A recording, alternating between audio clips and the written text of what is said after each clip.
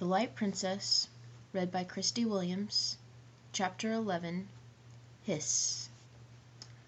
The princess's pleasure in the lake had grown to a passion, and she could scarcely bear to be out of it for an hour.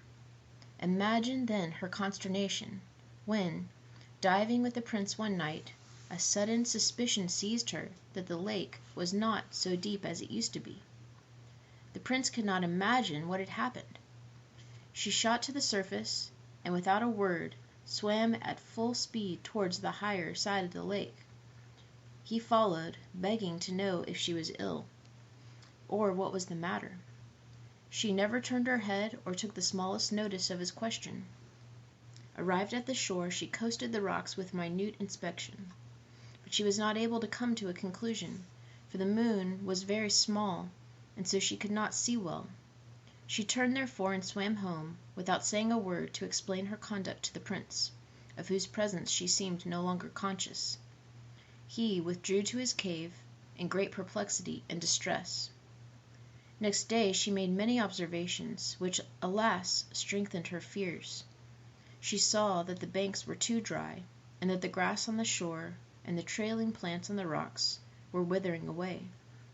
She caused marks to be made along the borders, and examined them, day after day, in all directions of the wind, till at last the horrible idea became a certain fact, that the surface of the lake was slowly sinking. The poor princess nearly went out of the little mind she had. It was awful to her to see the lake, which she loved more than any living thing, lie dying before her eyes. It sank away, slowly vanishing. The tops of the rocks that had never been seen till now began to appear far down in the clear water. Before long they were dry in the sun.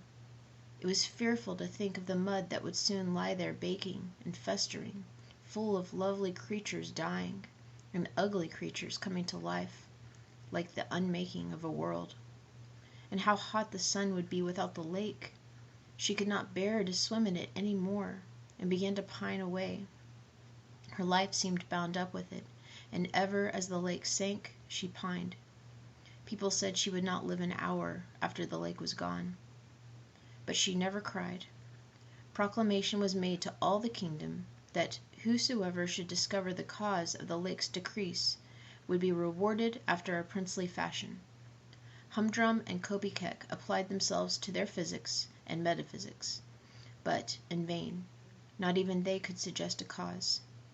Now the fact was that the old princess was at the root of the mischief. When she heard that her niece found more pleasure in the water than anyone else had of it, she went into a rage, and cursed herself for her want of foresight. "But," said she, "I will soon set it all right. The king and the people shall die of thirst, their brains shall boil and frizzle in their skulls, before I will lose my revenge." And she laughed a ferocious laugh that made the hairs on the back of her black cat stand erect with terror. Then she went to an old chest in the room, and opening it, took out what looked like a piece of dry seaweed. This she threw into a tub of water. Then she threw some powder into the water and stirred it with her bare arm, muttering over it words of hideous sound, and yet more hideous import.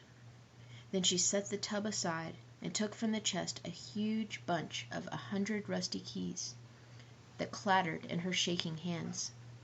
Then she sat down and proceeded to oil them all. Before she had finished, out from the tub, the water of which had kept on a slow motion ever since she had ceased stirring it, came the head and half the body of a huge gray snake. But the witch did not look round. It grew out of the tub, waving itself backwards and forwards with a slow horizontal motion, till it reached the princess, when it laid its head upon her shoulders and gave a low hiss in her ear. She started, but with joy, and seeing the head resting on her shoulder, drew it towards her and kissed it. Then she drew it all out of the tub and wound it round her body. It was one of those dreadful creatures which few have ever beheld, the white snakes of darkness. Then she took the keys and went down to her cellar, and she unlocked the door, and as she said to herself, "This is worth living for." Locking the door behind her, she descended a few steps into the cellar, and crossing it, unlocked another door into a dark, narrow passage. She locked this also behind her, and descended a few more steps. If anyone had followed the witch princess, he would have heard her unlock exactly 100 doors, and descend a few steps after unlocking each. When she had unlocked the last, she entered a vast cave, the roof of which was supported by huge natural pillars of rock. Now this roof was the underside of the bottom of the lake.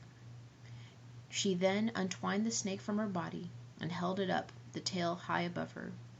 The hideous creature stretched up its head towards the roof of the cavern, which it was just able to reach.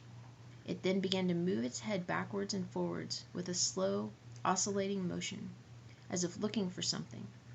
At the same moment the witch began to walk round and round the cavern, coming nearer to the center every circuit, while the head of the snake described the same path over the roof as she did over the floor, for she kept holding it up, and still it kept slowly oscillating. Round and round the cavern they went, ever lessening the circuit, till at last the snake made a sudden dart and clung to the roof with its mouth. "That's right, my beauty," cried the princess. "Drain it dry." She let it go, left it hanging, and sat down on a great stone, with her black cat, which had followed her all round the cave, by her side. Then she began to knit and mutter awful words. The snake hung like a huge leech, sucking at the stone. The cat stood with his back arched, and his tail like a piece of cable, looking up at the snake. And the old woman sat and knitted and muttered. 7 days and 7 nights they remained thus, when suddenly the serpent dropped from the roof as if exhausted, and shriveled up till it was again like a piece of dry seaweed. The witch started to her feet, picked it up, put it in her pocket, and looked up at the roof. 1 drop of water was trembling on the spot where the snake had been sucking. As soon as she saw that, she turned and fled, followed by her cat. Shutting the door in a terrible hurry, she locked it, and having muttered some frightful words, sped to the next, which also she locked and muttered over, and so with all the 100 doors, till she arrived in her own cellar, where she sat down on the floor ready to faint, but listening with malicious delight to the rushing of the water, which she could hear distinctly through all the 100 doors. But this was not enough. Now that she had tasted revenge, she lost her patience. Without further measures, the lake would be too long in disappearing. So the next night, with the last shred of the dying old moon rising, she took some of the water in which she had revived the snake, put it in a bottle, and set out, accompanied by her cat. Before morning she had made the entire circuit of the lake, muttering fearful words as she crossed the entire circuit, every stream, and casting into it some of the water out of her bottle. When she had finished the circuit, she muttered yet again, and flung a handful of water towards the moon. Thereupon every spring in the country ceased to throb and bubble, dying away like the pulse of a dying man. The next day there was no sound of falling water to be heard along the borders of the lake. The very courses were dry, and the mountains showed no silvery streaks down their dark sides. And not alone had the fountains of Mother Earth ceased to flow, for all the babies throughout the country were crying dreadfully, only without tears.